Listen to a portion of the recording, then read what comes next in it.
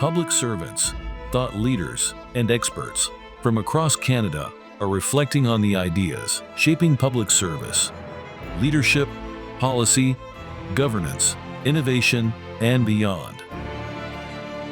This is the Review and Reflection series, produced by the Canada School of Public Service. Welcome back to the Canada School of Public Service, to our Review and Reflection series. Today, as always, we have a wonderful treat for you. We have Dr. Samantha Nutt. Samantha, welcome. Well, thank you very much, Takey. So, where were you born, Samantha?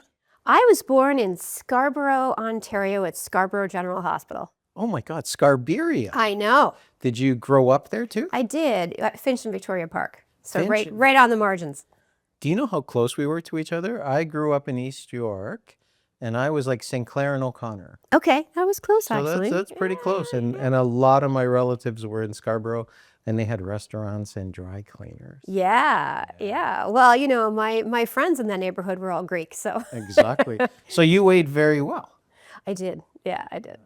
And tell us a little bit, what did your mom do? What did your dad do? So my dad was a shoe designer and an artist, and he worked for Bata when I was a kid, and then worked for himself from the time I was about 14 on. And my mom was a stay-at-home mom, but they were both immigrants to Canada. My dad came over when he was in his mid-20s, and my mom came over with her family when she was a baby. And immigrants from where? My mom was from Scotland, from Edinburgh, and my dad is from Northumberland, Northampton area of the UK. Wonderful. And a shoe designer. So like, I know. are we supposed to think like Jimmy Choo and No, Ralph Saint Laurent? Like, what are we supposed to think? He did mostly, I think early on, he started off in fashion. In fact, his best friend growing up was Andrew Oldham, who went on to be the manager for the Rolling Stones. So he ended up, so he was part of that whole swinging 60s London scene before he came in. So I think he was doing high fashion then, but from the time I was a kid, he was doing more sports related fashion. So he did running shoes, all the Sesame Street shoes when I was a kid, all the children's stuff. So do you remember like Mr. Dress Up Yeah. and Casey and Finnegan and all those And Polka Dot Door. Toronto things from the era, the gentle giant, Yeah. the green The Friendly giant. Giant, The right? Friendly Yeah, Giant. that's right, the Friendly Giant. And definitely Mr. Rogers and the Polka Dot Door for sure. So did you grow up your whole time in Toronto? No, I was, the first 6 years of my life, I was born in Scarborough, and then when I was about 6 months old, we moved to Africa because of my dad's job. So we were based outside of Durban, and then we came back when I was 6. And then I was in Toronto mostly from the age of 6 to 17, but we did spend about half a year in Brazil, in Sao Paulo, where my father was working for a company called Sandak, which made plastic sandals when I was 13. So it was a very interesting international way to grow up. Who were some of your heroes as you were growing up?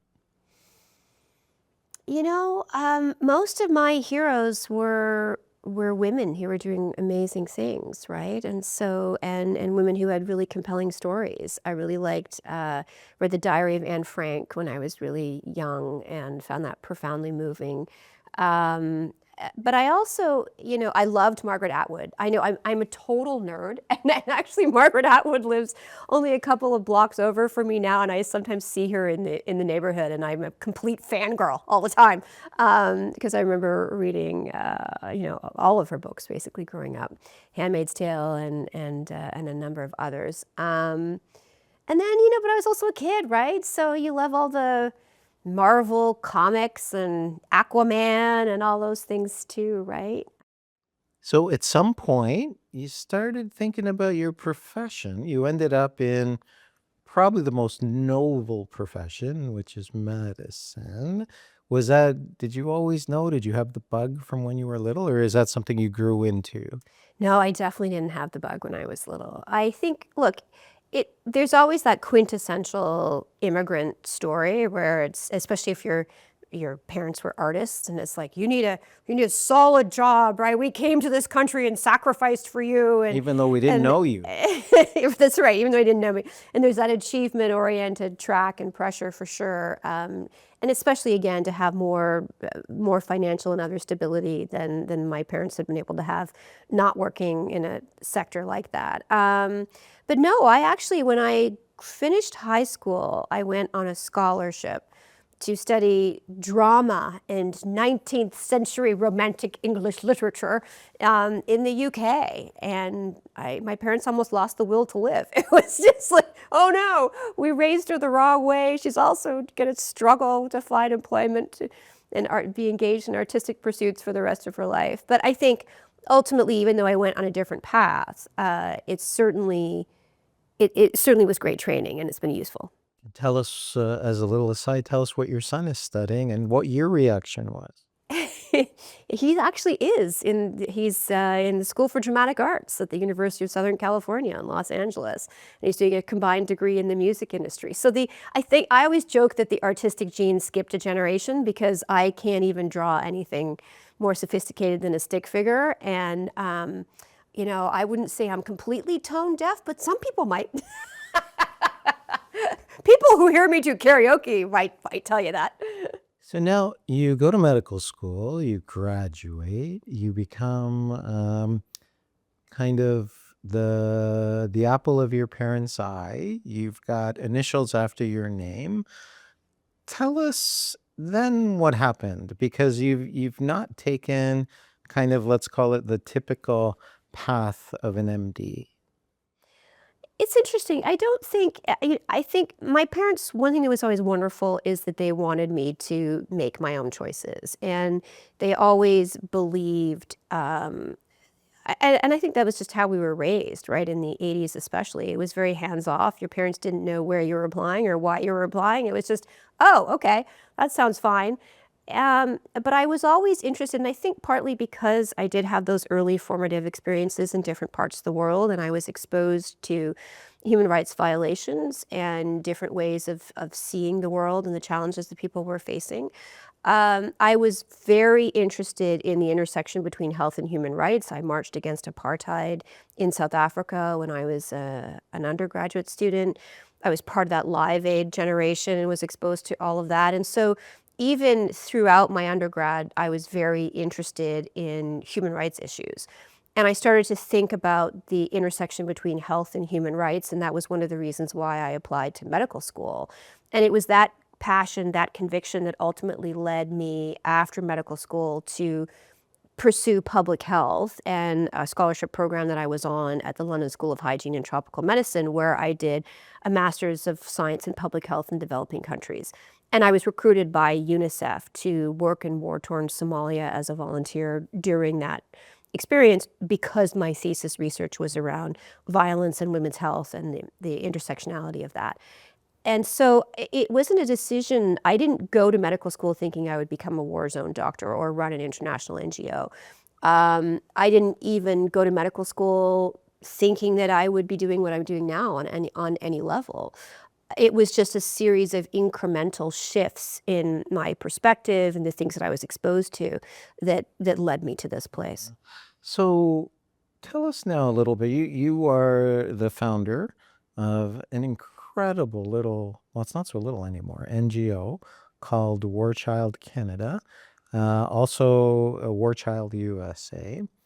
At one point, and we talked a little earlier, at one point, this organization that now operates around the world had one employee, or not even an employee, had one volunteer, and that volunteer was you. Tell us a little bit about those early days. The early days were challenging. It's a really difficult thing to reconcile when you are really passionate about a cause and deeply believe in the mission, and you can make sense of it and demonstrate the kind of impact and demonstrate the need. And yet for a lot of people who are not as immersed as you are in these issues, who don't necessarily have the personal experience or academic background, making the case for why this was necessary, what it would accomplish, what would make it different, was incredibly hard. And there was this perception that what you're trying to build exists already, even though it did not. There were a lot of organizations that were heavily focused on short-term humanitarian interventions on food, water, shelter, blankets, the business of keeping people alive in difficult circumstances, which is very necessary. But what was missing was an organization that was working in those environments to really foster and sustain peace and to build resiliency and to build better communities and to create opportunities for people that would disrupt the cycle and this legacy of war and ultimately lead to more sustainability. So, so creating the space for an organization that would focus on these things through education, through access to justice, through the protection of the rights of women and children, through economic development, convincing people of the primacy of that was very, very difficult. So here we are. So you had this great idea, almost like an entrepreneur. You saw something that needed an organization to kind of fill that vacuum. Tell us a little bit, like, what do you do when you're starting an international organization? Do you fundraise? Do you knock on doors? Do you cry? Do you laugh? Do you go to like tuxedo-clad dinners? Like, what's it like when you're starting off an organization like this? All of the above, except for the tuxedo-clad dinners, because you're not being invited to those. Not yet, anyway. The most important thing really is to have conversations, and it is to convince other people to join you in that effort so that you're not alone. And ideally, when those people come on board, they open up their networks and they create other opportunities for you. I didn't have any money. I didn't come from money. As you said, it was a volunteer staff of one with a cell phone and a backpack. I used my Aeroplan points that I had accumulated to fly to meetings and to do various things for quite a few years. But slowly, through persistence and through presence and through talking to other people who then become your anchor and your support network, they create other opportunities for you. And we had some amazing big yeses that came through after a couple of years of persistent badgering. But one of them was, I mentioned this earlier, one of them was Gord Downey and the Tragically Hip, who did a huge launch event for us in Winnipeg at the Forks. And then the other big one was Denise Donlin, who was the head of Much Music at the time. And I went in and had a meeting with her. And she said, great, let's do this. And it's a very funny story because she said, we're going to do a bunch of PSAs and we'll do, we have all these artists that come through. So Ricky Martin will do a PSA and the Foo Fighters will do a PSA and Beck will do a PSA and David Bowie will do a PSA. And I remember leaving the meeting and I'm a doctor and I'm thinking, she can't be talking about prostate-specific antigens, can she? Like, is this, because it sounds like I'm doing a lot of rectal exams. That's really all I know. But they were public service announcements. They stood for public service announcement. I had to call a friend of mine, Justin Poy, whose mom was Senator Vivian Poy. And so I had to call him and go, Justin, what's a PSA? Because in my world, it means something very different. He still laughs about it. So now you're doing kind of two things, right? Number one, you're doing medicine and you're going into war zones, which we'll talk about in a moment. But you're also building an organization at the same time. Did you find that challenging? Did you find it invigorating? Did you find it like you were doing trade-offs or were they complementary? I think when you're young, you don't necessarily feel the exhaustion in the same way. But yeah, I used to work emergency shifts. I used to work clinical shifts to be able to sustain myself and pay the bills and pay the rent. And then the international stuff that I was doing was at the time certainly unpaid and just trying to make it go. So it's kind of like your hobby? Well, it wasn't so much a hobby. It was I was trying to build an organization, and then you submit So it was for the side of funding the for desk. interns, and yeah, I mean, well, actually, I would say the clinical piece was the side of the desk. The clinical piece made the other things go. But when I did find that when I was able to get small grants and things, it was to hire summer students, to hire interns, and so for a very long time, it would be me and people who were maybe 5 years younger than I was, and they would come on board, and we would just try to make it work. But then slowly you start to demonstrate success, and the more persistent you are and present you are, You start to build trust, and then people began to invest in us. And that's what made a difference. Young people especially did see some of those PSAs. They did see the Tragically Hip show. We started to make some documentaries that aired on Much Music that were financed by, various film and television funds that were available, and that really put us on the map, and that raised the money that we then needed to be able to begin the programming side. Very small, very incremental at first, mostly through funding of local partner organizations that we worked with, and then we started to build our own presence up. Yeah. Now, you and your colleagues, you go into areas of, is it fair to say, largely kind of when a state has failed, a war zone, a famine, a coup, a failed coup, etc.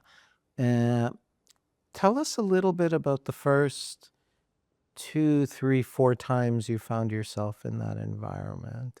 You're a kid growing up in Scarborough, in Toronto, and all of a sudden you're in the Congo, you're in Sierra Leone, you're in Afghanistan. Tell us a little bit about that.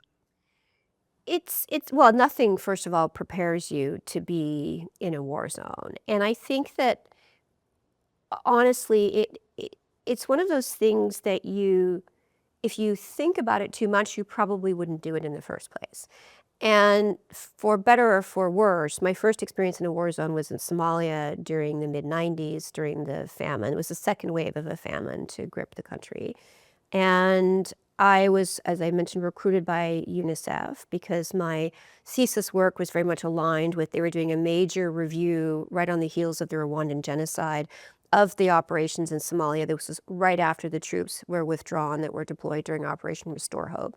And the entire health infrastructure had completely crumbled. I mean, there was no functioning state. Somalia was the quintessential failed state at that moment in time. And I applied for this position because I felt that I would potentially be useful, that there is an alignment with the work that I was doing, that it would help UNICEF with their overall maternal and child health strategy and planning and help them raise money. They were submitting this report to the UN Security Council. But I really didn't know completely what I was getting myself into. And yet that experience fundamentally changed my view of the world. It changed my view of humanitarian assistance. And I would say it put the wheels in motion for where I am now, in the sense that from that moment forward, all I saw were missed opportunities. I saw a system that was dangerously disconnected from the local population, where most of the expertise was external, that would chase the next crisis when it came up, where donor dollars would dry up when the media went home. And so trying to address that gap and seeing what was working and what was not working became the impetus behind the creation of War Child Canada. So it was a series of events that led to this. Was it growing up in Scarborough? Was it spending time in Africa as a kid? Was it being in Brazil as a teenager? All of these formative experiences. I think it was all of those things, but ultimately I ended up precisely where I was supposed to be. Yeah. Now, I think all of us have a certain admiration for doctors and nurses and people in the medical profession, because it seems to somebody like me from the outside that they kind of run towards danger. That's their first inclination. A lot of us, our inclination is to kind of run away from danger. Were you always somebody that kind of ran towards the danger? I would say that I was always scrappy. I was the kid in the playground if there was a bully that was picking on someone. And I'm not a big person. I say I'm 5'4", I'm kind of a little shy of 5'4". But I was always the one that would just get in there and try to make it right. Even if I was the one in the end that would end up pummeled, or have her bike stolen, or whatever it was going to happen.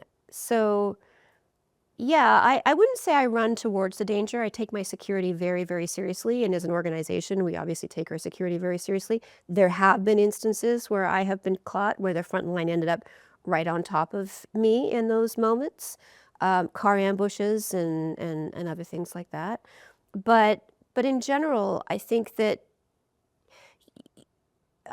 doctors, I do think you have this instinct to try to help and to preserve human life, and you don't necessarily appreciate or fully realize the threats to yourself in that. It's I wouldn't say it's an out of body experience, but I would say that the drive, it takes over, and some of that when you start off is an active choice, but then it becomes instinctive.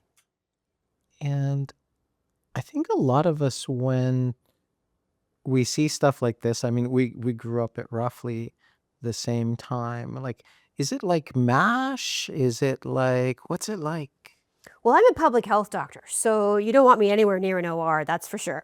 But yeah, it can be like that. It can be intense. When I landed in Somalia, the very first meeting I had with this Belgian guy, Jean, who was the head of operations there in Baidoa, which was the epicenter of the famine. 300,000 people had lost their lives. And we're in the middle of our security briefing, and he's got a walkie-talkie on the table. And suddenly you hear gunfire and eruptions from the walkie-talkie, and he has to pause the briefing to speak to some folks from a different non-governmental organization. And they're in the process of explaining that they fired their security team a few days prior because there had been some incidents. And now the security team had come back with a whole bunch of militia folks, and they were shooting at the building and trying to extort them for payment and more money and other things that were going on. And so, you're very quickly and easily confronted by the insecurity in those situations, but you always have to remember, and I do very much so, that to be in that situation and to not have choice and to not have access and to not have opportunity and to not have the luxury, and it really is a luxury, of a Canadian passport, that is so many orders of magnitude more devastating and risky. And so you can't be in that situation and say, oh, am I in danger? Am I at risk? Because it feels incredibly self-indulgent, because it is. Yeah. Now, you mentioned the Canadian passport. Is it a particular benefit? And if so, is it a particular benefit that you're Canadian, that your organization is Canadian? Like, do you come in under the auspices, metaphorically speaking, of the Canadian flag? I think that the Canadian identity still is very strong throughout the world. I think that it has taken some hits. Our cuts to our aid spending, the fact that we have never ourselves achieved the target that was set by Lester B. Pearson of 0.7% of our national wealth in 1969, and have fallen very far short of that. And over the next 4 years, we'll fall even shorter of that with cutbacks that have been proposed and promised to our aid spending. I mean, this is money that people rely on to stay alive in very difficult circumstances, places where states have failed, where their governments have failed, and where they're under attack. And so I think that Canada's reputation as a democracy, as a society that values inclusion, that protects and promotes human rights, that is compassionate and empathetic, that has strong social programs, all of these things are deeply valued and admired by people throughout the world. And so when you present yourself as a Canadian, you are not presenting yourself with particularly when you talk about Africa or the Middle East, with the historical colonial baggage and intrusive foreign policy and history of exploitation and abuse that other nations certainly they carry those reputations, European countries, American.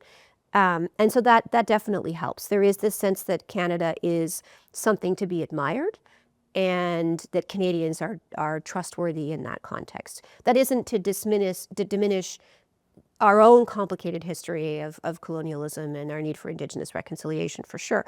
But still within those environments, Canada is among the best of the best.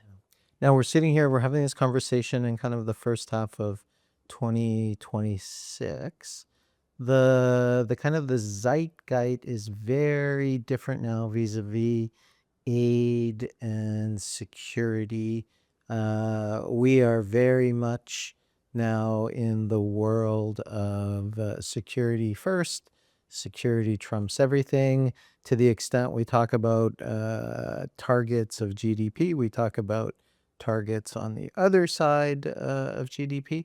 Tell us what you think the relationship is between kind of aid and security, if I can call it that.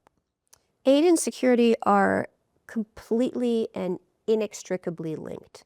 And when we cut aid, we do ourselves and this world a monumental disservice that will only make the world more insecure, and the threats to our existence, to our values, to our democracy, to human rights throughout the world will be heavily and perhaps irrevocably compromised as a result of that. There is no question of that. When you look at, for example, and I'm not talking about emergency humanitarian assistance, the business of keeping people alive. There are times when that is completely necessary. But when you look at who has the advantage in a lawless environment, it is armed factions that are able to easily recruit young men because they are the only employer in town, and there is no other economic opportunity for these young people, and because they have been displaced and abused, and there are no schools, there's no educational system, there's no employment opportunities for them. And so what else are they going to do if they want to provide for themselves, provide for their families, and feel safe and secure? Which means that you do have groups like ISIS or Daesh or the Taliban or others, or the Janjaweed, or the rebels operating in eastern Congo, or the Mai Mai militia groups, who can then move in and exploit those desperations and weaknesses, right? Aid is inextricably, when it's done well, it is a barrier, it is protective against those kinds of outcomes. And it is woefully naive to believe that any conflict anywhere in the world can be contained by borders, particularly in places where those borders are not even really recognized or acknowledged as credible. So the more that we allow as a global community to have societies and to have generations that are raised on ideology, on grievance, on poverty, on violence, where they are forced to witness their loved ones being gunned down, murdered in genocidal atrocities throughout the world, that makes us all insecure. And we cannot shoot or bomb our way back to safer societies in that context, because there will always be another wave. There will always be someone else waiting in the wings. The only way that we protect ourselves through that is by creating safe and secure environments that allow people to envision a different future and to create opportunities for themselves where they are living, and to not develop this sense that they have been forgotten, or that they are being that their loved ones are being treated in an expedient fashion because it serves our own economic interests. And that's the problem. And that's the problem when it comes to the balance between defense and humanitarian spending. We spend 12 times globally, in terms of annual military spending, what we spend on international humanitarian aid. And let's be clear on what that is: on making sure that children in the most vulnerable parts of the world have the right to go to school, have access to clean drinking water, can feed themselves, and can grow up without a degree of violence and abuse and trauma. And it's shameful. It's shameful. Clearly, your passion for the subject is coming through, and that passion has helped build War Child Canada, War Child USA into what it is today. So what is it today? We started with one 5'4" young lady with a backpack and a cell phone. What is it today? Why I do what I do? No. What is War Child Canada today? Oh, what is War Child Canada today? Oh, that it's amazing. So we have worked in over a dozen countries throughout the world. We're active in more than 7 different war-torn regions. We work with 1 million children, roughly between 600,000 and 1 million children and their families every single year. We have, any given year, we have between 1,500 plus staff throughout the world, 99.9% of whom come from war zones, who are designing the programs, leading them, giving back to their communities. Here in North America, we have 25 staff, all working towards the same goal. And again, our focus is always on addressing those systemic challenges. So we're really well known for our catch-up learning throughout the world. It's called accelerated learning, ALP programs. And so kids who have been out of school in some cases for 6 to 10 years can do 2 years over 1 year. We properly train the teachers. Then they can be integrated back into the school system and get back on track. The ones that are not really eligible to go back to school, we still do youth entrepreneurship and skills training and microfinancing. We do a lot of food security work. We do a lot of legal protection of women and children. We're a registered law firm in Uganda, which is the largest refugee hosting country in Africa. And we still are a registered law firm in Afghanistan, but since the Taliban takeover, that's obviously become a much more problematic process. So you're an operating entity now. You're a multinational. We're operating entity. Yeah. I mean, it's still always hard because there are a lot of places where we should be and we are not. We're one of the only organizations, Canadian organizations, directly implementing in Darfur, Sudan, when that war hit a couple of years ago. We're still operational in Sudan, but finding the resources to be able to do that has been very challenging. It's always hard. We're always being pulled in a million different directions, especially right now when the world is on fire. And so we're constrained. We're constrained by what we can do, whether it's finance or whether it's security. Yeah. Let's shift now to your academic training proper. Let's talk a little bit about public health. So we have gone through in Canada in the last little while several important kind of public health events. The kind of the crowning one obviously was COVID-19, but before that we've had kind of variations on SARS and avian flu and listeria and things like that.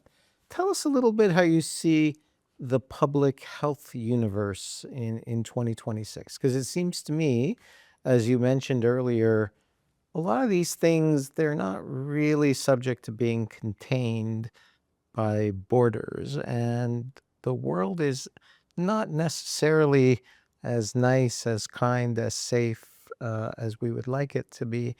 What do you see as kind of the public health landscape in the next little while outside of war zones? Let's talk about, Toronto, Canada, North America, Europe. Public health is one of those invisible things that we take for granted until something happens, a crisis happens, like COVID, for example. And then these systems that seemed external, that seemed kind of redundant, that had faced cutbacks for years, all of a sudden become so instrumental to people's very survival, right? It's something that we need to continuously invest in. And I think that the pandemic in particular has created the kind of skeptical, cynical climate that is ultimately quite destructive to public health in the long term. And we need to remember, public health has become so politicized, particularly in the United States, but here in Canada as well. It has become so politicized around vaccines, around surveillance, monitoring, disease, all this kind of stuff, information sharing even. There are a lot of governments throughout the world that don't want to share information because they're worried about a whole bunch of different things, accountability, blame, et cetera, intervention, foreign intervention. And yet at the same time, we need that to stay safe, and we need that to keep people fundamentally alive. And public health, by definition, is really about what can we do, what systems and structures do we need, what basic minimum interventions do we need, whether we're talking about chlorinating the drinking water or fluoride, that kind of thing, to be able to sustain life and promote health and well-being. That's fundamentally what it is. And so why it has become so politicized is something that I find quite alarming. And we're paying the price for that, right? Children who are not being vaccinated for measles, either at all or even according to the schedule, now we're seeing the resurgence of a disease that had been almost, it hadn't been eradicated, but had been certainly the impact of it had been dramatically diminished. And I work on the other side of that in different war-torn environments where I see children who have lost their vision, who have got permanent cognitive deficits as a result of having faced measles. And those are the ones who survived. So public health is necessary. It is a luxury that we often take for granted. And I worry that within this current context, we are dismantling one of the most important systems that is needed for our very survival. You also work in our healthcare system proper. You are at I'm at Women's College Hospital. Women's College. Talk Yeah. to us a little bit about the state of healthcare as you see it from the inside right now in Canada. We're hitting all the hot button issues, right? Look, I've been doing medicine long enough that I've seen some fairly significant changes that are quite worrisome, to be honest. It used to be, for example, I do clinic 1 day a week, roughly, or it's spread out over 2 days. And all of the electronic medical records, the digitization, all of these kinds of things were brought in ostensibly to make that job easier, to allow for more forward-facing patient care. It has done the complete opposite. It is a disconnected, dysfunctional system that produces a massive digital footprint that requires multiple levels of sign-off, and that ends up taking doctors away from frontline patient care and more towards this kind of drowning in digital paperwork. One referral that used to be a singular process, you fill out a form, you send it in, you got a note back from the specialist. That alone results in, a dozen, 12 to 17 various touch points that you then have to sign off on that have nothing to do with patient care. And that also, frankly, doctors are not compensated for. And so then they become more cynical and it becomes harder to find a family doctor. On top of that, generations, and this started when I was in medical school, of cutbacks to the number of spots in medical school programs because every doctor that gets added to the system is billing the system. And so it's easier to save costs by not adding more doctors to the system. But that's reached a bottleneck now, is with demographic shifts. People are aging and people cannot find doctors, and the financial models don't incentivize physicians to take on more complex patients, elderly patients, more complex care. So it's hard. I'm very frustrated about the state of healthcare.